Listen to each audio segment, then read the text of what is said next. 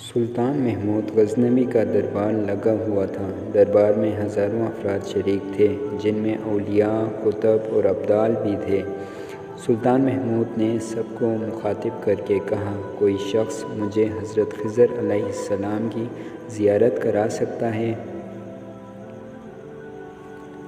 سب خاموش رہے۔ دربار میں بیٹھا ایک غریب دیہاتی کھڑا ہوا اور کہا، میں زیارت کرا سکتا ہوں۔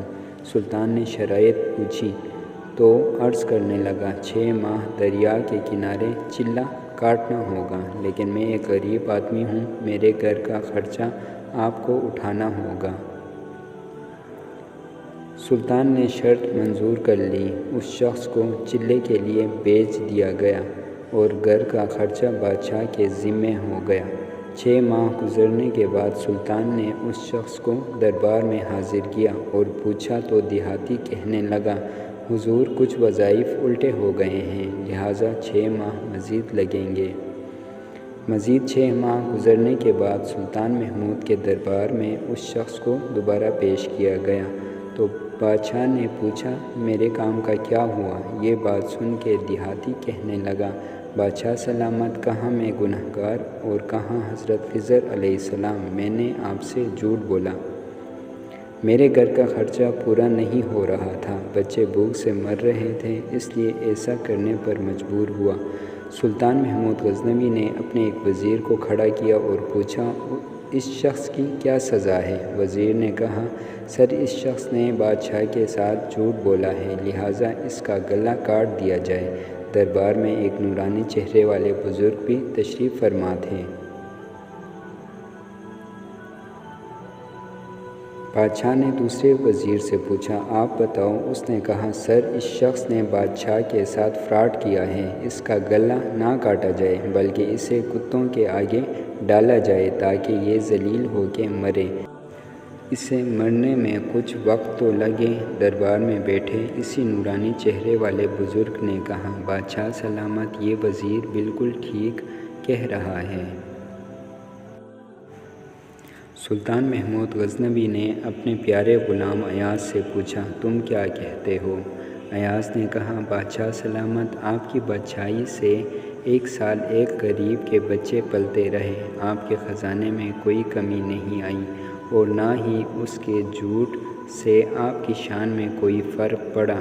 اگر میری بات مانیں تو اسے معاف کر دیں، اگر اسے قتل کر دیا تو اس کے بچے بھوک سے مر جائیں گے۔ ایاز کی یہ بات سن کر محفل میں بیٹھا وہی نورانی چہرے والا بابا کہنے لگا، ایاز بالکل ٹھیک کہہ رہا ہے۔